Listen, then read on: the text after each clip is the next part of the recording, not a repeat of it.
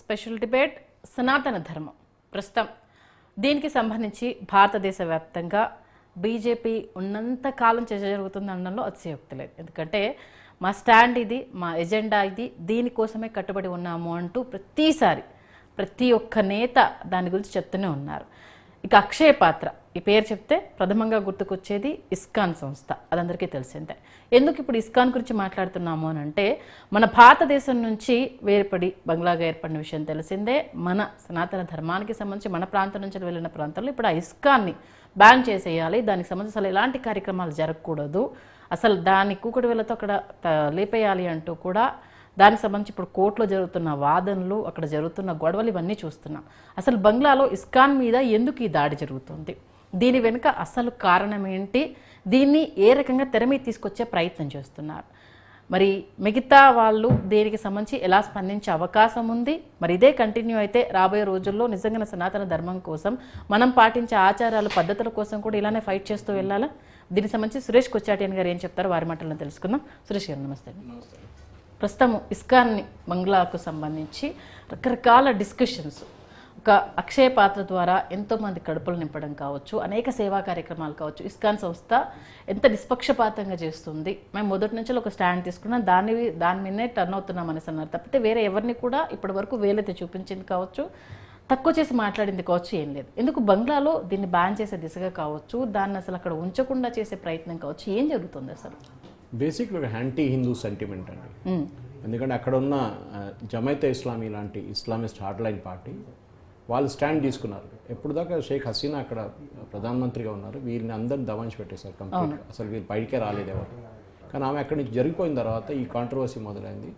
హిందువులు అనడం కన్నా తరిమేశారంటే చాలా బెటర్ సార్. సీరియస్లీ చాలా మందిని చంపేశారు. మీరు చూసుంటారు, ఇప్పుడు చిన్మయ్ కేసులో మనకు తెలిసి కేసు ఒకటి తెలిసిందో ఒకటి బయటకు వచ్చింది, కానీ చాలా తెలియకపోయిన కేసులు చాలా ఉన్నాయి. అదే స్ట్రాంగ్ గా ఉన్నారు కాబట్టి అది కూడా బయటకు వచ్చింది. కరెక్ట్. ఇప్పుడు మన ఇస్కాన్ కూడా తీసుకుంటే టెక్నికలీ ఇస్కాన్ వాళ్ళు దీనికన్నా ముందు చెప్పారు, మేము we are not a Hindu organisation అని చెప్పారు. ఇది చాలా పెద్ద కాంట్రవర్సీ క్రియేట్ చేసింది. అది we are like a Christian, we are like a Muslim, we are like a Hindu, we are everything అన్నారు. కానీ ఇప్పుడు ప్రాబ్లం వచ్చినప్పుడు వీళ్ళ హిందువులు అంటున్నారు. సో దాని గురించి కూడా కొన్ని హిందూ ఆర్గనైజేషన్స్ వీళ్ళతో ఎందుకు సింపథైజ్ చేయడం, వీళ్ళు హిందువులు కాదని చెప్పారు కదా, మళ్ళీ వాళ్ళ పని వాళ్ళు చూసుకుంటారులే అని చెప్తున్నారు. కానీ ఇస్కాన్ది అన్నిటికంటే పెద్ద సపోర్ట్ బేస్ యూఎస్లో ఉంది. ఓకే, మనకందరికి తెలుసు, అక్కడ హెన్రీ ఫోర్డ్ గ్రాండ్సన్ కూడా వీళ్ళందరూ పార్ట్ ఆఫ్ ఇస్కాన్. చాలా పవర్ఫుల్ ఆర్గనైజేషన్. వాళ్ళ ఫండింగ్ అక్కడి నుంచి, వాళ్ళ ఫౌండర్ కూడా ప్రభుత్వం అక్కడ వెళ్ళి యూఎస్లో ఉండి చాలా సంవత్సరాలు వాళ్ళు చాలా మంచి ఆర్గనైజేషన్ నడిపిస్తుంది. దాంట్లో ఏం డిస్ప్యూట్ లేదు. మన సికింద్రాబాద్లో ఒకటి ఉంది, మన జూబ్లీ హిల్స్లో మన కమాండ్ అండ్ కంట్రోల్ సెంటర్ ఎదురుగా ఉంది, హ్యాబిట్స్లో చాలా ప్లేసెస్లో, హైదరాబాద్ సిటీలో ఉంది. ఇప్పుడు కొత్త ఒక టవర్ కడుతున్నారు నర్సింగిలో వాళ్ళు. సో యాక్టివిటీస్ వాళ్ళు చాలా ఉన్నాయి. కానీ బంగ్లాదేశ్లో ప్రాబ్లం అంటే ఇస్కాన్ని టార్గెట్ చేయడం ఒక బిగ్గర్ స్కీమ్ అవుతుంది. ISKCON is only and face. అక్కడ మీరు వెళ్ళి ఆర్ఎస్ఎస్ని బ్యాన్ చేయడం చెప్పలేరు కదా, అక్కడ ఆర్ఎస్ఎస్ లేదు. అక్కడ ఉండొచ్చు హెచ్ఎస్ఎస్ అని, ఆర్ఎస్ఎస్ది ఇంటర్నేషనల్ ఆర్గనైజేషన్ పేరు హెచ్ఎస్ఎస్. సో అది అన్ని రాష్ట్రాల్లో. ఇప్పుడు నేను బ్యాంకాక్లో ఉన్నప్పుడు కూడా అక్కడ నేను అటెండ్ చేశాను హెచ్ఎస్ఎస్ సెషన్స్ అంతా. కానీ అక్కడ ఆర్ఎస్ఎస్ అని చెప్పారు, అక్కడ భగవా పెట్టారు, ఇట్లాంటి పనులు ఏం చేయరు. అదేలాగా సదేవత్సల మాతృభూమి అది వాళ్ళ ఆర్ఎస్ఎస్ అంతం ఏమి ఉండదు అక్కడ. ఓకే, చాలా క్లియర్. కానీ బంగ్లాదేశ్లో జరుగుతుంది ఏంటంటే, షేక్ హసీనా ఎప్పుడో బయటకు వెళ్ళిపోయింది. అక్కడి నుంచి అప్పుడు దానికన్నా ముందున్న ఇస్లామిస్ట్ ఆర్గనైజేషన్ అంతా తలలేపేస్తారు, ఇప్పుడు పైకి వచ్చేసారు వాళ్ళు యూనిస్ మీద ప్రెషర్ పెడుతున్నారు. కానీ అన్నిటికంటే ఇంట్రెస్టింగ్ ఏం రాబోతుంది చూడండి, నెక్స్ట్ 2 to 3 weeks మనం అప్పుడు ఆల్రెడీ December 1st వచ్చేస్తున్నాం, ఇంకో రోజున రేపటికి December 1st. January 20th president Trump రాగానే కథ అంతా మారిపోతుంది. ఓకే, బికాస్ ఆయన ఓపెన్గా ఫస్ట్ టైం ఒక యుఎస్ ప్రెసిడెంట్ ఓపెన్గా జెనోసైడ్ జరిగింది బంగ్లాదేశ్లో అని చెప్పారు. ఓకే ఓకే, సో దీని బేస్డ్ అక్కడ కాబట్టి ఇంపాక్టింగ్ ఎక్కువ ఉంటుంది. ఎందుకంటే ఈ స్టూడెంట్ అజిటేషన్ అని చెప్పారు, వీళ్ళు ఇదే చెప్పారు, అదే దాంతో చేపించింది అమెరికానే. సిఐ ప్లాట్ ఉండే, మన అందరికి తెలుసు, షేక్ హసీనా అని చెప్పారు, మనం చెప్పలేదు.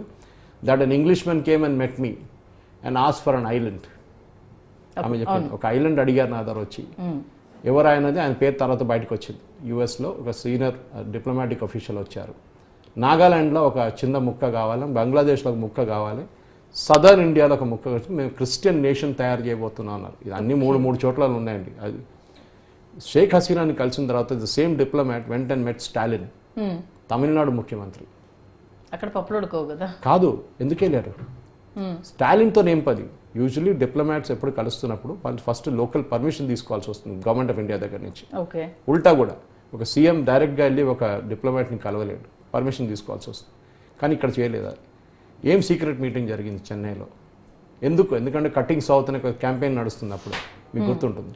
ఇండియా నుంచి విడిపోదాం, తమిళనాడు సపరేట్, ద్రవిడ స్టేట్ అని చెప్పేసి అదని పెట్టే క్యాంపెయిన్ మొదలైన. ఈవెన్ ఇప్పుడు ఏ టైటిల్ వచ్చినా హిందీని మాకు వృద్ధాలని చూస్తున్నారంటూ కూడా కావాలని దాన్ని ట్యాగ్ చేస్తూ ఎల్ఐసికి సంబంధించి కావచ్చు, పాల ప్యాకెట్లకు సంబంధించి కావచ్చు, ఎందుకు హిందీని మీరు మా లాంగ్వేజ్ ని కాకుండా దాన్ని ఎందుకు ఇచ్చేస్తున్నారంటూ కూడా. బంగ్లాదేశ్లో మనం 71లో మనమే వాళ్ళకి స్వాతంత్రం తెచ్చాము పాకిస్తాన్ దగ్గర నుంచి. కానీ ఇప్పుడు మళ్ళీ ఇంకో సెకండ్ పాకిస్తాన్ తయారవుతుంది బంగ్లాదేశ్. కానీ నా హోప్ ఏంటంటే గవర్నమెంట్ ఆఫ్ ఇండియాతో ఊరుకోదు. అది ఫస్ట్ స్టెప్ మనం చూసాం. బంగ్లాదేశ్ నుంచి ఒక్క క్రికెటర్ కూడా ఈసారి ఐపీఎల్లో ఆక్షన్లో లేడు, తీసుకోలేదు. కంప్లీట్ బాయ్కాట్ చేసేసారు వాళ్ళు. అది కాకుండా నెక్స్ట్ ఇప్పుడు కల్కటాలో ఇవాళ ఒక రిపోర్ట్ చూసాను, కరెక్ట్ కాదు కానీ ఆ పద్ధతి, కానీ వాళ్ళు ఏమంటున్నారు డాక్టర్లు, మేము ఏ బంగ్లాదేశ్ పేషెంట్ని ట్రీట్ చేయం. ఎఫెక్ట్ ఓకే, అది ఎథికలీ కరెక్టా కాదని ఇంకో డిబేట్ అది. కానీ ఇట్లాంటి అన్ని బాయ్కాట్స్ వస్తున్నాడు. బంగ్లాదేశ్ ప్రాబ్లం ఏమవుతుందంటే వాళ్ళ మేజర్ ఇండస్ట్రీ టెక్స్టైల్స్, అది పెద్దగా దెబ్బతిన్నది ఈసారి. ఇప్పుడు మనం చేస్తున్నాం అంటే లుధియానా కానీ తిరుపూర్లో మా ఫ్రెండ్ ఒక ఆయన మాట్లాడుతూ అదే అన్నారు, సురేష్ గారు మన ఆంధ్రాలో కూడా తెలంగాణలో ఇది పుష్ చేస్తే బాగుంటుంది, కాకతీయ పార్క్ వరంగల్లో ఉంది కదా, బంగ్లాదేశ్ నుంచి వెళ్ళే ఆర్డర్లు ఇప్పుడైతే ఏం చేయలేము, ఎందుకంటే క్రిస్మస్ ఆర్డర్స్ వెళ్ళిపోతున్నాయి, ఆల్రెడీ వెళ్ళిపోయి ఉంటుంది ఇప్పుడు దాకా. బంగ్లాదేశ్ లేదు, మన తిరుపూర్ కానివ్వండి, లుధియానా కానివ్వండి, మిగతా సెంటర్స్ నుంచి వెళ్తూ ఉంటుంది బట్టలు యూఎస్కి. కానీ నెక్స్ట్ ఇయర్కి ఏం చేయాలనేది. సో బంగ్లాదేశ్ ఎకానమీ డిస్ట్రాయ్ చేయడం అనేది భారతదేశం ఇంట్రెస్ట్. ఓకే, పాకిస్తాన్కి ఏ స్టేట్లో మనం తీసుకొచ్చాం అదే స్టేట్లో బంగ్లాదేశ్ని తీసుకురావాల్సింది. ఎందుకంటే వాళ్ళకి మేజర్ బిజినెస్ ఇది ఒక్కటే. సెకండ్ బిగ్గెస్ట్ బిజినెస్ భారతదేశం చేసేది హిల్సా అని ఫిష్ ఉంటుంది వాళ్ళది ఒకటి, అది అమ్ముకుంటారు వాళ్ళు భారతదేశంలో. ఓకే, అదొక పెద్ద బిజినెస్ అనమాట. అది మనం it's not a big thing. Third thing వాళ్ళది ఎక్స్పోర్ట్స్ అనేది, వాళ్ళకి పెట్రోలియం ప్రోడక్ట్స్ ఇంపోర్ట్ ఒకటి ఉంటుంది, దాన్ని మనం బ్లాక్ చేయొచ్చు మెల్లగా. మనం 71 వార్లో చేసాము, అది మెల్లగా బ్లాక్ చేయొచ్చు. అంటే వాళ్ళ షిప్స్ వస్తున్నప్పుడు దాన్ని సర్చ్ చేయడం కానీ మిగతా చేసి బంగ్లాదేశ్కి ఫ్యూయల్ రాదు. యాక్చువల్లీ ఇప్పుడు వస్తున్నది బంగ్లాదేశ్కి ఫ్యూయల్ ఇండియా నుంచి వస్తుంది, రిఫైన్ చేసి మనం పంపిస్తున్నాం. 4వది వాళ్ళ పవర్ సప్లై కట్ చేసుకోవచ్చు. బంగ్లాదేశ్కి ఇచ్చే పవర్లో 24 నుంచి 27% పవర్ భారతదేశం నుంచి వస్తుంది, ఇక్కడున్న యూనిట్స్ నుంచి, ప్రైవేట్ సెక్టర్. దాంట్లో అదాని ఒక గ్రూప్, వాళ్ళకి 800 కోట్లు పేమెంట్ చేయాలి, చేయలేదు. సో అది కట్ చేసేస్తే ఏమవుతుంది, మొత్తం అంధకారం, అక్కడ ఏముండదు అక్కడ. 5వది తినడానికి ఏముండదు. పాకిస్తాన్లో ఇప్పుడు ఎట్లా కొట్టుకుంటున్న ఆటా కోసం అది బంగ్లాదేశ్లో జరగబోతుంది. ఎందుకంటే రిలీజియన్ వోంట్ ఫీడ్ యూ అంటారు, కరెక్ట్. అది ఒక అంటే మీరు ఆఫ్ఘనిస్తాన్ లాగా అయిపోతారు, పాకిస్తాన్ లాగా అయిపోతారు. మీరు దాని మీద నడిస్తే మీకు ఏం రాదు. సో జమైతే ఇస్లామీ ఇప్పుడు ఏమైపోయిందంటే ఈయన Mohammed Yunus become very weak, ఆయనకి అసలు పవర్ లేదు. అంటే జస్ట్ డమ్మీ కదా ఆయన, డమ్మీ. కానీ డమ్మీకి కూడా పవర్ ఉండాలి కదా. ఇప్పుడు ఏం జరగబోతుందంటే నెక్స్ట్ 15-20 డేస్లో ఇది గొడవ ఎక్కువ అయితే Bangladesh army will take over. Okay, అదే 100%. దీనికన్నా ముందు కూడా జరిగింది, ఇది పాకిస్తాన్లో జరిగింది, బంగ్లాదేశ్. ఇస్కాన్ అనేది ఒక భూతం అంతే అక్కడ చూపెట్టడం, ఓన్లీ నామకే వాస్తే అంటారు హిందీలో. ఓకే, ఒట్టి చూపి ఉన్న మిగతా హిందువుల్ని కొంత భయపడతాం, ఇది మీతో కూడా ఇట్లా చేయొచ్చు అని చెప్పి ఒక వార్నింగ్ లాగా అనమాట. సో హిందువులు అక్కడ హిందూ పాపులేషన్ అంత చిన్నది కూడా కాదు. అంటే మన దగ్గరకు వచ్చేసరికి ఇప్పుడు ఇస్కాన్, ఇప్పుడు మీరు చెప్తున్న రిలీజియన్ పరంగా చూసుకుంటే ఇక్కడ మన తెలుగు స్టేట్స్కి వచ్చేసరికి కావచ్చు, మిగతా కొన్ని చోట్ల ఇస్కాన్ అని అంటే హిందూ టెంపుల్, హిందూ దేవాలయం, ఇది హిందూ ట్రస్ట్ అన్నట్టుగా పోర్ట్రేట్ అయిపోయి కొంత రే బంగ్లాలో మన ఇస్కాన్ని ఇచ్చేస్తున్నారు అనే ఈ సానుభూతి ఎందుకు వస్తుంది మరి? అది ఎందుకంటే మీరు ఒక ఇస్కాన్ అనే ఒక చూడంగానే ఏమంటారు, ఫస్ట్ హిందూ అంటారు, కృష్ణుడు కానీ వాళ్ళు యాక్సెప్ట్ చేయరు. వాళ్ళే అంటారు మేము హిందువులు కాదని చెప్పేసి. వీఆర్ ఏ నాన్ డినామినేటెడ్ రిలీజియన్ అంటారు వాళ్ళు. ఇప్పుడు అదే అంటున్నారు మన ఇండియాలో ఉన్న అది విహెచ్పి కానివ్వండి, బజరంగ్ దళ్, వాళ్ళు ఏమంటున్నారు, వాళ్ళు ఫస్ట్ యాక్సెప్ట్ చేయనియండి మేము హిందువులు అని చెప్పేసి, అప్పుడు మేము వాళ్ళ కోసం పోరాటం చేస్తాం ఇండియాలో. డెఫినెట్గా ఇండియన్ గవర్నమెంట్ కూడా ప్రెషర్ పెడుతున్నారు. కానీ ఇట్లాంటి సిచ్యువేషన్లో మనం అక్కడ వెళ్ళి దాడి చేయలేము. దానికి క్లియర్గా రాహుల్ గాంధీ ఏం చెప్తున్నాడు, మా గ్రాండ్ మదర్ చేశారు కదా 71లో, మనం కూడా వెళ్ళి అక్కడ 71 వాజ్ అ డిఫరెంట్ సిచ్యువేషన్. అప్పుడు పాకిస్తాన్ ఆర్మీ వ్యతిరేకంగా మనం వార్ చేసాం. అక్కడ ఉన్న ముక్తి బాహిని అని చెప్పి లోకల్ వాలంటీర్స్ ని క్రియేట్ చేసాం. షేక్ ముజీబుర్ రహమాన్ సపోర్ట్ ఉండే. కానీ ఇప్పుడు ఎట్లా అయిపోయిందంటే అక్కడ ఇస్లామిస్ట్ టేక్ ఓవర్ చేసుకున్నారు కంప్లీట్ గా. ఇస్లామిస్ట్ టేక్ ఓవర్ చేసుకుంటే ఏమైతుంది, ఇస్లామిస్ట్ టేక్ ఓవర్ చేసుకుంటే ఈ ఎక్కడ ఆఫ్ఘనిస్తాన్ ఎట్లా తయారైందో the same thing will come to ఇక్కడ కూడా అదే రాబోతుంది బంగ్లాదేశ్కి. అది ఇవాళ కాకపోతే 2 వీక్స్. కానీ ఏ రోజు జనవరి 20th అయిపోతుందో డెడ్ లైన్, అప్పుడు ప్రెసిడెంట్ ట్రంప్ అసలు కలర్ బయటకు వస్తుంది. అక్కడ ఫండింగ్ కట్ ఆఫ్ చేసేస్తాడు ఆయన. బ్లాక్ ఇండియా కావాలంటే కంప్లీట్గా వాళ్ళని బ్లాక్ నేవల్ బ్లాకెట్ పెట్టేయమంటారు, జరుగుతుంది. యూఎస్ నుంచి వచ్చే సపోర్ట్ మొత్తం విత్డ్రా చేసుకుంటారు, అది జరగబోతుంది డెఫినెట్గా. ఓకే, అంటే ఇప్పుడు మనకు రకరకాలుగా వినిపిస్తున్నది, మిగతా రాష్ట్రాల నుంచి ఇస్కాన్ అన్న కన్సర్న్ స్టార్ట్ అవుతున్నది. వాళ్ళకి ఏదైనా చెప్పాలంటే ఏం చెప్తారు? వాళ్ళు ఇప్పుడు మన ఇస్కాన్ గురించి ఏం చెప్పక్కర్లేదు. ఇస్కాన్ గురించి చెప్పడానికి మనకు మెయిన్గా ఏంటంటే ఇస్కాన్ది ఈ హిందుత్వ అనే ఎలిమెంట్ లేదు ఇస్కాన్కి. అది చాలా ఇంపార్టెంట్ అన్నమాట. ఇస్కాన్కి హిందుత్వ అనే ఎలిమెంట్ ఉండడం చాలా తక్కువ. వాళ్ళు దే ఆర్ నేను హిందువులు కాదని చెప్పి వాళ్ళు బయటకు వస్తున్నారు ఇస్కాన్ నుంచి. సో ఇప్పుడు వాళ్ళు దే హ్యావ్ టు రీరిజిస్టర్ దెమ్సెల్వ్స్. నేను దానికన్నా ముందు మీకు చెప్పాను, ఇస్కాన్ ది పవర్ యాక్చువల్లీ ఇక్కడ కాదు, బంగ్లాదేశ్లో కాదు. వాళ్ళ పవర్ యునైటెడ్ స్టేట్స్లో ఉంది, వాళ్ళ పవర్ యుఎస్లో ఉందన్నమాట. సో యుఎస్లో ఉన్న పవర్ చూపిస్తే డెఫినెట్గా యుఎస్లో ఉన్న వాళ్ళ క్యాంపెయిన్ అక్కడ నడిపించచ్చు అనమాట. ఓకే, అదిగా మెయిన్ అనమాట. ఎందుకంటే ఇప్పుడు అంటే నేను చాలా రకాల వీడియోస్ చూస్తున్నాను ఇస్కాన్లో జరుగుతున్న దానికి సంబంధించి. అంటే ఇక్కడ ఏవో జరగబోతుంది, సనాతన ధర్మానికి సంబంధించి ఇక్కడ రైజ్ చేస్తున్నారు ఒక పాయింట్ని, అది మిగతా రాష్ట్రాల్లో ఎఫెక్ట్ చూపించేలాగా ప్లాన్ చేస్తున్నారు. అందుకోసమనే చాలా క్యాంపెయిన్ చేస్తున్నారు. దానివల్ల ఏదో రగడ జరగబోతుంది, హిందువులందరి నుంచి ఒక సమ్ ఆఫ్ మెసేజ్ రీచ్ అవ్వాలి, వాళ్ళు కూడా రైజ్ అవ్వాలి అన్న ఒక క్యాంపెయిన్ జరుగుతుంది అనేసి అని అంటున్నారు. ఏంటి అది అసలు? హిందువులు రైజ్ అవుతున్నారు. బంగ్లాదేశ్ హిందూస్ తక్కువేం కాదు అక్కడ, 7 నుంచి 8%. ఎందుకంటే అక్కడ ఎట్లా పోర్ట్రేట్ అయిపోయిందంటే ప్రార్థనలు చేసుకోవడానికి ఒక టైం ఇవ్వచ్చు, కాలేజీలలో మసీదులు కట్టించండి, అది సిచ్యువేషన్ ఉన్నప్పుడు టెంపుల్ పండుగలు ఉన్నప్పుడు కాలేజీలు కూడా సెలబ్రేట్ చేయండి. అంటే ఇస్కాన్ వాళ్ళు రైజ్ చేసిన పాయింట్ ఏంటంటే వాళ్ళకి ఇచ్చినప్పుడు మా పండుగలకు కూడా మాకు లీవ్లు ఇవ్వండి, మా పండుగలు కూడా సెలబ్రేట్ చేసుకొని ఇవ్వండి. మా వాళ్ళు అంటే వాళ్ళు అంటే మన అది వేసుకుంటారు కదా సార్, ఏమంటారు వాళ్ళని, లేడీస్ వాళ్ళు వేసుకున్నప్పుడు మా వాళ్ళు మా జంజాలు వేసుకొని వస్తారు, హిజాబ్ వేసుకొని వచ్చినప్పుడు మేము మా మాలధారణ వేసుకున్నప్పుడు మేము వేసుకొని వస్తాము. వీటన్నింటి రేజ్ చేస్తుంటే వాళ్ళు బ్యాన్ చేస్తున్నారు. అందుకే ఇప్పుడు ఇస్కాన్ పాయింట్అవుట్ అవుతుంది అన్నట్టు బయట పోర్ట్రేట్ అవుతుంది. ఇది మీరు చెప్తున్నానికి బయట వింటున్నానికి అసలు కంపారిజన్ లేదు మరి. కరెక్ట్. ఎందుకంటే హిందువుల మీద దాడి, that is the moot point. ISKCON is only a figurehead, దాంట్లో ISKCON is only an icon. హిందువుల మీద డైరెక్ట్ దాడి నడుస్తుంది. మనం దుర్గా పూజ టైంలో చూసాం, అక్కడ గుడిల దాడి చూసాం మనం చాలా మటుకు. సో మైనారిటీ ప్రొటెక్షన్, మనం మైనారిటీ ఇండియాలో కొట్టుకున్నప్పుడు ఇక్కడ ముస్లిం మైనారిటీ, క్రిస్టియన్ మైనారిటీ, అక్కడ హిందువుల మైనారిటీ. రాహుల్ గాంధీ గారు హిందువుల మీద దాడి జరుగుతుంది, దాన్ని మీరు భారత సర్కార్ ఏమైనా చేయాలన్నప్పుడు వీళ్ళేం చేస్తున్నారు, కాంగ్రెస్ వాళ్ళు వీళ్ళు ముస్లిమ్స్ అని చెప్పట్లేదు, ఎవరు దాడి చేస్తున్నారు హిందువుల మీద. అది మమతా బెనర్జీ చాలా క్లియర్గా వచ్చేసారు బయట. ఆమె చెప్పారు, ఈ దాడి చేస్తున్న వాళ్ళ మీద యాక్షన్ తీసుకోవాలి, మేము భారత్ గవర్నమెంట్తోనే ఉన్నాం, మోదీ గవర్నమెంట్తో ఫుల్ సపోర్ట్లో ఉన్నాం. రాహుల్ గాంధీ చెప్పలేదు, మోదీ గవర్నమెంట్ ఏం నిర్ణయం తీసుకుంటారో మేము వాళ్ళని సమర్థిస్తాం, కంప్లీట్గా సపోర్ట్ ఇస్తామని చెప్పారు. There is a major difference. ఎందుకంటే Bangladesh and West Bengal they share a common border, common identity. చాలామంది 71 వార్ తర్వాత పారిపోయి వెస్ట్ బెంగాల్కి వచ్చేసారు, అస్సాంకి వెళ్ళారు, మిగతా చాలా స్టేట్స్కి వెళ్ళిపోయారు. సో ఇట్లాంటి పరిస్థితుల్లో బెంగాల్లో ఇది పెద్ద ఇష్యూ కాబోతుంది. ఎందుకంటే అక్కడున్న ముస్లిమ్స్ భయపడతారు ఇప్పుడు. ఎందుకంటే ఇప్పుడు రేపు ఏ దాడి జరిగినా జరగకూడదు, జరిగితే కౌంటర్ అటాక్ జరిగింది బంగ్లాదేశ్, దానికోసం మీ మీద అటాక్ చేస్తున్నాను చెప్పి. నెక్స్ట్ ఇండియాలో ఉన్న బంగ్లాదేశీస్ వాళ్ళు చాలామంది అని మనకు తెలుసు, రోహింగ్యాస్ అని చెప్తారు. రోహింగ్యాస్ ఆర్ నాట్ బంగ్లాదేశీ, రోహింగ్యాలు మయన్మార్ నుంచి వచ్చారు వాళ్ళు, కానీ బంగ్లాదేశ్ నుంచి మన దగ్గరికి వచ్చారు. సో అక్కడి నుంచి వచ్చే బంగ్లాదేశ్ని భారతదేశంలో పట్టుకున్నారనుకోండి, వాళ్ళని రోడ్డు మీద కొట్టి పంపేస్తారు వాళ్ళు. ఇది చేయకూడదు, జరగకూడదు, కానీ జరగవచ్చు. ఎందుకంటే ఇది బ్యాక్లాష్ అనేది 2-way స్ట్రీట్ ఉంటుంది. అక్కడ ఒక అటాక్ జరిగితే ఇక్కడ కూడా మేము దాడి చేసి మేము చూపిస్తాం మిమ్మల్ని అని చెప్పేసి ఒక థ్రెట్ రేపు రాబోతుంది. డెఫినెట్గా ఫస్ట్ భారతదేశం చేయాల్సింది ఏంటంటే ఎకనామిక్ శాంక్షన్స్ బంగ్లాదేశ్ మీద పెట్టాలి. ఎందుకంటే మైనారిటీస్ మీద దాడి చేస్తున్నారు. యుఎస్ గవర్నమెంట్తో కలిసి చేస్తే బాగుంటుంది, ట్రంప్ అడ్మినిస్ట్రేషన్ చేస్తే ఇంకా బాగుంటుంది. ట్రంప్ అడ్మినిస్ట్రేషన్ ఎట్లయినా ఒక నెల లోపల 1 month 20 daysలో వచ్చేస్తారు వాళ్ళు. దాని తర్వాత డెఫినెట్గా బంగ్లాదేశ్ని స్లోలీ స్ట్రాంగిల్ చేయాలి ఎకనామిక్లీ. స్ట్రాంగిల్ చేసినప్పుడు డబ్బులు లేనప్పుడు అడుక్కొని తింటారు. అంటే ఇప్పుడు ఇస్కాన్ని కావాలని ఇచ్చేస్తున్నారు అనేది ఖచ్చితంగా ఒక ప్లాన్ ఆఫ్ యాక్షన్, అంతేనా? అంతే. ఇస్కాన్ ఓన్లీ అదే చెప్తాను, ఫిగర్ ఇస్కాన్ని టార్గెట్ చేయడంలో హిందువుల మీద టార్గెట్ అని చూపిస్తున్నారు. అవును, చూడండి మీతో కూడా ఇది అవుతుంది, మీరు ఎక్కువ డాన్సులు చేస్తే ఇదే మీ సంగతి కూడా ఇదే అవుతుంది అని చెప్పేసి క్లియర్గా చెప్తున్నాను అనమాట. మీరు ఎక్కువ ప్రొటెస్ట్ చేయకండి, మీరు సెకండ్ క్లాస్ సిటిజన్స్, మీరు అట్లనే ఉండండి. భారతదేశంలో అనుకోండి ముస్లిమ్స్ అట్లా చేసినప్పుడు ఎంత ఏడుస్తారు, కోర్టుకి వెళ్తారు, అది చేస్తారు, ఇది చేస్తారు ఇక్కడ. కానీ మరి బంగాల్ ఇప్పుడు ముస్లిం పాపులేషన్ కన్నా హిందూ పాపులేషన్ ఎక్కువ, ముస్లిం పాపులేషన్ చాలా తక్కువ, అలాంటప్పుడు ట్రిగ్గర్ అయ్యే ఛాన్సెస్ లేవు అంటూ ఇంకో వాదన వినిపిస్తున్నారు. ఎందుకు కన్ఫ్యూజ్ చేస్తున్నారు అసలు ఎందుకంటే ఫస్ట్ ఆఫ్ ఆల్ ఒక ఐడెంటిటీ పాలిటిక్స్ అక్కడ. అవామీ లీగ్ ఉన్నప్పుడు షేక్ హసీనాది వాళ్ళది పాలిటిక్స్ ఏముండే ఆల్ ఎంకంపాసింగ్, హిందువులు కూడా తీసుకున్నారు, అందరిని ప్రో ఇండియా గవర్నమెంట్ ఉండే. మీకు ఒక ఎగ్జాంపుల్ నేను ఇస్తాను మాల్డీవ్స్ గురించి.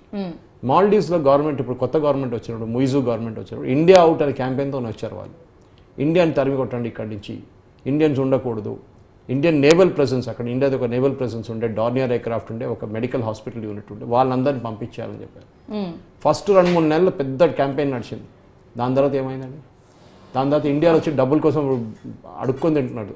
అదే కదా, అంత దారుణ స్థితికి వచ్చేస్తారు. టూరిస్ట్ వెళ్ళట్లేదు ఇండియా నుంచి, ప్లీజ్ టూరిస్టులు పంపించండి, మా పరిస్థితి ఇట్లా అయిపోయింది. మోదీ గారు ఒక చైర్ వేసుకొని లక్షద్వీప్లో కూర్చోగానే మొత్తం టూరిజం ట్రాఫిక్ అంతా డైవర్ట్ అయిపోయింది లక్షద్వీప్కి, మా ఎకానమీ మొత్తం పడిపోయింది. 500 మిలియన్ 50 మిలియన్ ఒక అడిచి వారానికి వచ్చి డబ్బులు తీసుకెళ్తున్నారు మన దగ్గర. అదే, so India should do the same thing with Bangladesh. మన ఎక్కువ ఎందుకంటే దే ఆర్ సావరిన్ కంట్రీ. మనం 71లో చేసి ఇప్పుడు చేయలేము. మన యుక్రెయిన్ రష్యా వారు చూస్తున్నాం, మనం వెళ్ళి దాడి చేయలేము ఇంకో ఇండిపెండెంట్ కంట్రీ మీద. కానీ ఇంకో మెథడాలజీ ఉంది దానికి, అది RAW రా వాళ్ళు పనిచేస్తూనే ఉంటారు, ఏదో చేస్తుంటారు. అది కాకుండా ఎకనామిక్లీ బంగ్లాదేశ్ని స్ట్రాంగిల్ చేయాల్సింది. అది చేస్తే అక్కడ అడ్మినిస్ట్రేషన్ నేర్చుకుంటారు. దానికి మనం US హెల్ప్ చేయకుండా చూసుకోవాలి. అదే నెక్స్ట్ అడుగుతుంది. ట్రంప్ మళ్ళీ అధ్యక్షుడు అయిన తర్వాత మన సిచ్యువేషన్స్ వేరుంటాయి అంటున్నారు. మళ్ళీ భారత్ తోటి మీటింగ్స్ అయ్యేంత వరకు కూడా ఏం జరగబోతుందో తెలియదు అని అంటున్నారు కదా, మరి ఎలా అది? ఇక్కడ ఇప్పటికే అక్కడ వాళ్ళని స్ట్రెంథన్ చేయడం కోసము ఉన్న వాళ్ళని పంపించేద్దామని ఒక థాట్లో ఉన్నారు. ఎందుకంటే నా పీపుల్ నేను కాపాడుకోవాలి, మీ టాలెంట్ ఏముంది, ఇప్పుడు నా టాలెంట్ నేను ఎంకరేజ్ చేసుకుంటానంటూ ఒక స్లోగన్ తీసుకొచ్చారు. ట్రంప్ గారు వచ్చే ముందే స్టేట్మెంట్ ఇచ్చారు. ఎలక్షన్ గెలిస్తే అప్పుడు అదే టైంలో అనుకుంటాను ఆ స్టేట్మెంట్ వచ్చింది, Bangladesh in Hindus in Bangladesh are being attacked and I want the government of Bangladesh to take action అని చెప్పేసి. సో ఆయన ప్రెసిడెంట్ ఎలక్ట్గా ఉన్నాడు. ఇంకా ఆయన ప్రెసిడెంట్ కాగానే చాలా పవర్స్ ఉంటుంది ఆయన, ఏదైనా చేయొచ్చు. రేపు మొత్తం CA ఆపరేషన్ నడిపించడానికి రివర్స్ గైర్లో కూడా కొట్టచ్చు.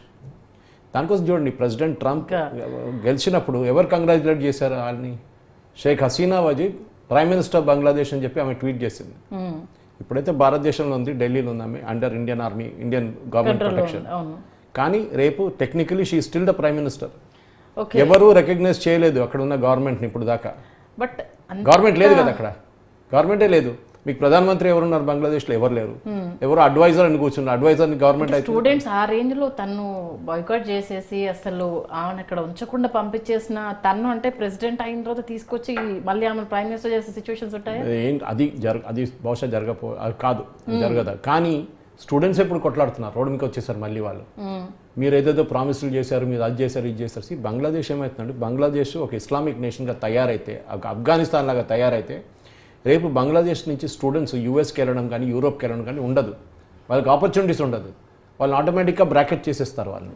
You're terrorist supporting nation, you're like this అని చెప్పి. ఇప్పుడు దాకా మనకు టెర్రరిస్ట్ అటాక్ జరగలేదు, జరగదని చెప్పలేము మనం. స్పెషలీ నార్త్ ఈ వన్ సైడెడ్గా అయిపోయిన తర్వాత వాళ్ళ మైండ్ పొల్యూట్ చేసిన తర్వాత ఆటోమేటిక్గా వాళ్ళకి నెక్స్ట్ ఆప్షన్ మమ్మల్ని మేము కాకపోయినా మీరు టెర్రరిస్టులు అన్నప్పుడు ఆబ్వియస్గా అటువైపు టర్న్ అయిపోతుంది. స్టూడెంట్స్ అనేది వాళ్ళని వాడుకున్నారు, చాలా అందరూ వాడుకుంటూనే ఉన్నారు కూడా. ఈవెన్ బంగ్లాదేశ్ 71 వార్లో కూడా ఢాకా యూనివర్సిటీలో జరిగిన ఆ హారెండస్ మర్డర్, పాకిస్తాన్ ఆర్మీ వాళ్ళు 100,000 మంది పిల్లల్ని చంపేశారు అక్కడ స్టూడెంట్స్ ఆ టైంలో. సో అది అందరికి గుర్తుంది అది. సో స్టూడెంట్ అజిటేషన్ అనేది అన్ని ప్లేస్లో ఉంది. కానీ మనం చూసాం ఇప్పుడు అది ఇరాన్లో ట్రై చేశారు, సిరియాలో ట్రై చేశారు, చాలా స్టేట్ కంట్రీస్లో US గవర్నమెంటే ఒక రిజీమ్ చేంజ్ అని చెప్పి వాళ్ళకు ఒక పాలసీ ఉంది. వాళ్ళతో సహకరించకపోతే వాళ్ళు ఆ రిజీమ్ తీసి పక్కన పడేస్తారు.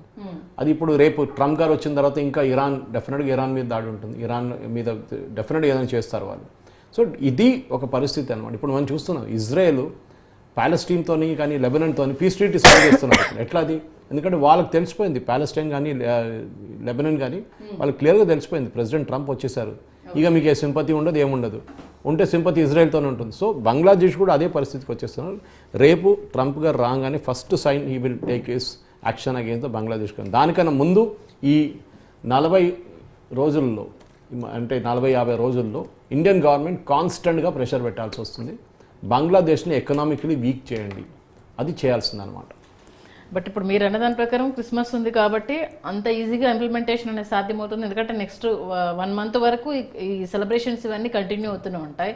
ఆల్మోస్ట్ ఆల్ ఇప్పుడు హిందూస్ ఎంత పాపులేషన్ ఉందో ముస్లిం కన్నా క్రిస్టియన్ పాపులేషన్ కూడా అంతే డిజిట్ దాటేస్తుంది సీరియస్లీ. ఆ కన్వర్ట్స్ అనేవి కూడా మనం చూస్తూనే ఉన్నాము. Is it possible? మరి మీరు అక్కడ జరిగే ఇప్పుడు నా అంచనా ప్రకారం బంగ్లాదేశ్లో నెక్స్ట్ 2 weeks చాలా క్రూషియల్ ఉండబోతుంది. ఓకే, ఈ గొడవలు ఎక్కువై రోడ్డు మీద ఇంకా దాడులు మొదలై అది ఇది ఇప్పుడు షేక్ హసీనాను ఎలా అయితే బాయ్కట్ చేసేంత వరకు దాన్ని ప్యాలెస్ ని స్వాధీనం చేసుకొని నాశనం చేసి ఏ రేంజ్ లో ఇదైపోయారో అంతకు డబుల్ చూడబోతున్నాం కాదు. అక్కడ పొలిటికలీ జరగబోతుంది, అక్కడ మిలిటరీ కాదు. అక్కడ మనం చూసింది ప్యాలెస్టైన్లో డిఫరెంట్ థింగ్. అక్కడ ఆర్మీ బాంబింగ్ ఉండే, ఏరియల్ బాంబింగ్ ఉండే, కానీ అది కాకుండా గ్రౌండ్ అటాక్ ఉండే. ఇక్కడ అదంతా ఉండదు. ఇక్కడ అక్కడ ఒక అథారిటీ లేదు, ఇప్పుడు గవర్నమెంట్ లేదు. ఎట్లా నడిపిస్తారు మీరు? జీతం ఎక్కడ ఇస్తారు? ఎవరు ఇస్తారు? ఒక ప్రధానమంత్రి ఏ రాష్ట్రం అడ్వాంటేజెస్ ఏ రాష్ట్రం అయినా కానీ ఒక ఫిగర్ హెడ్ ఉండాలి, చెక్ సైనింగ్ అథారిటీ ఉండాలి. ఇది ఏం లేని ఒక అడ్వైజర్ అని కూర్చున్నారు. ఒక నేషన్ అడ్వైజర్తో నడిపిస్తారా? సరే ఎలక్షన్ కండక్ట్ చేస్తాను, ఎలక్షన్ కూడా కండక్ట్ చేయట్లేదు. ఆయన కూడా భయం ఎక్కువ. ఎలక్షన్ కండక్ట్ చేసి జమైతే ఇస్లామిక్ గెలిపిస్తారు, మళ్ళీ ఇస్లామిక్ నేషన్ అయిపోతుంది, వద్దురా బాబు అని చెప్పేసి ఆయన ప్రాబ్లం. సో ఆయన ఇంగ్లీష్లో చెప్తారు between devil and deep blue sea. ఆయన ఇక్కడ లేడు అక్కడ లేడు అన్నమాట పరిస్థితికి వచ్చేసారు యూనిస్. డెఫినెట్గా ఇప్పుడు ఆయన బహుశా రాజీనామా చేసేస్తారు నెక్స్ట్ 2 weeks లో. ఈ గొడవలు ఎక్కువ. టార్గెట్ ఏంటి? Target is India. Simple target India. బంగ్లాదేశ్లో అక్కడ వస్తున్న ఇస్లామిక్ సెంటిమెంట్ ఇది పాకిస్తాన్ వైపు నుంచి ఫీడ్ చేస్తున్న డబ్బులతోని ఇండియా వ్యతిరేకంగా ఇంకొక ఫ్రంట్ని తయారు చేయడం. మనం ఆల్రెడీ ఒక ఫ్రంట్ పాకిస్తాన్ ఉంది, ఒక ఫ్రంట్ చైనా ఉంది, ఇంకో ఫ్రంట్ ఇది బంగ్లాదేశ్. ఇప్పుడు దాకా బంగ్లాదేశ్ మనకు ప్రాబ్లం లేకుండే, కానీ ఇప్పుడు ప్రాబ్లం కాబోతుంది. So we should be mentally prepared for it. రేపు అక్కడ నుంచి టెర్రరిస్ట్ అటాక్ మనకు మొదలైతే we should be mentally prepared for it. ఆబ్వియస్గా ఇప్పుడు మనం చైనాని ప్లస్ ఇప్పుడు మీరు అన్నట్టు పాక్ని ఆల్మోస్ట్ ఆల్ కట్టడి చేసేసాము ఫైనాన్షియల్గా. ఇప్పుడు చైనా నుంచి మనకి ఎక్స్పోర్ట్స్ లేవు, వాళ్ళను బార్డర్లో ఎంతవరకు ఇచ్చేలా కిల్ చేసాము. అంత రెండు ఇప్పుడు మీరు అన్నట్టుగా సపోర్ట్గా ఉండే రెండింటిని కిల్ చేసిన తర్వాత బంగ్లా అంత చూసి ఎగరడానికి కారణం ఏంటి?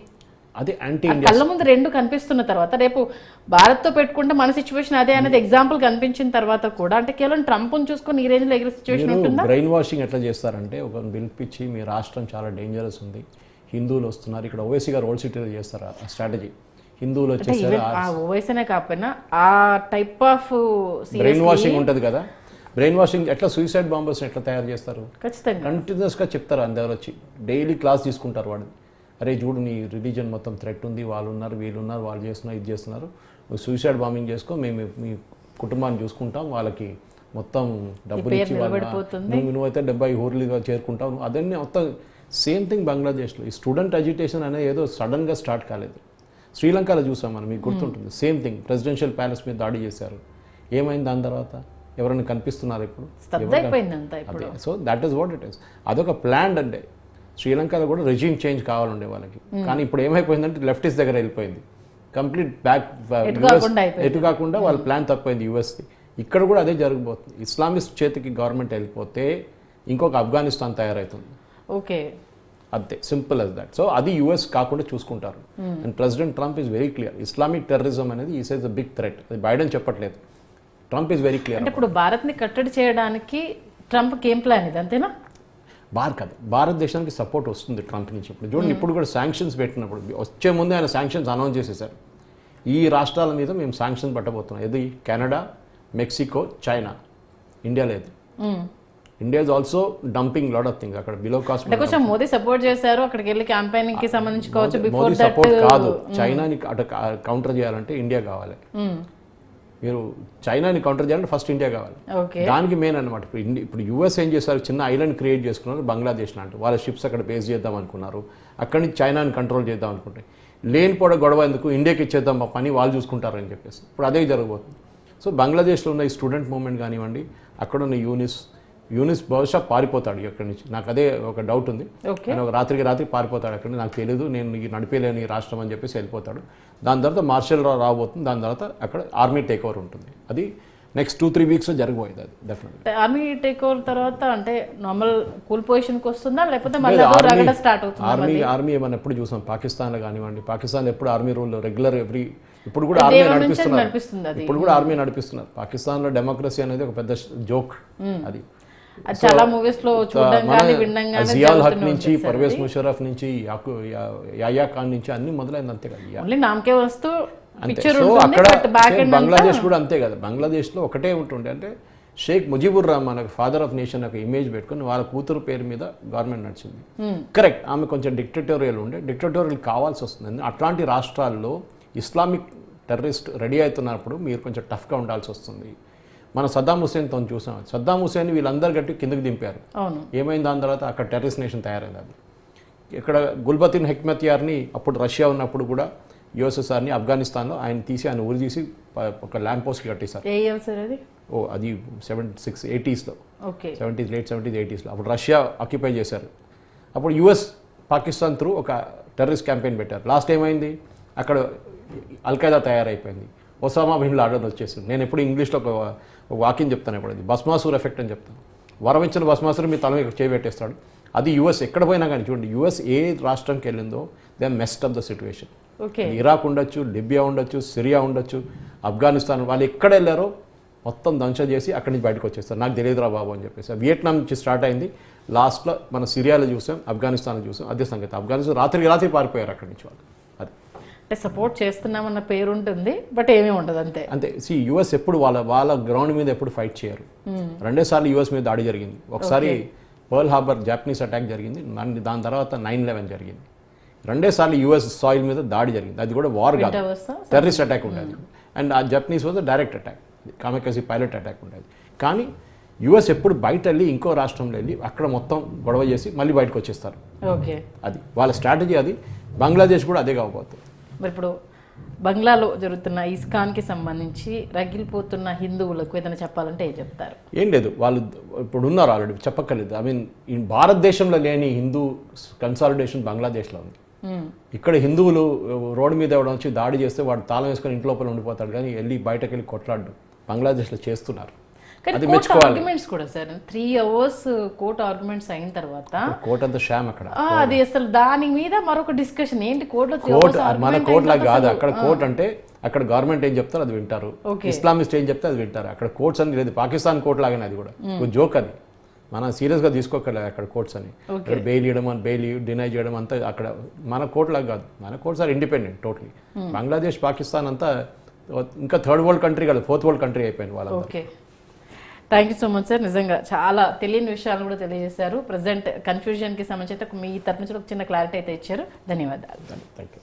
చూసారు కదా, ఖచ్చితంగా అయితే ఇది ప్లాన్ ప్రకారం జరిగింది. అది యుఎస్ ప్రెసిడెంట్ ట్రంప్ అధ్యక్షుడిగా అయిన తర్వాత ఇది ఇంకో ఫేజ్ టర్న్ అయ్యే అవకాశం ఉంటుంది. కాబట్టి జరగాల్సిన ప్రజ్వలన అయితే అక్కడ జరుగుతుంది. ఖచ్చితంగా అక్కడ ఉన్న హిందువులు అనేది తెర మీదకి రావడం ఇక్కడ చెప్పుకోదగ్గ విషయం. బట్ దీని వెనకతల రాబోయే రోజుల్లో బంగ్లా క్లోజ్ అయ్యే సిచ్యువేషన్స్ అయినా అయ్యే సిచ్యువేషన్స్ ఉంటాయి, లేదా ఎకనామిక్గా దాన్ని కొలాప్స్ చేసే పరిస్థితులైనా వచ్చే అవకాశం ఉంటుంది. కాబట్టి ఏం జరుగుతుంది అనేది మాత్రం తెర మీద చూడాల్సిందే. ఇది వాళ్ళ special debate. Keep watching News 360.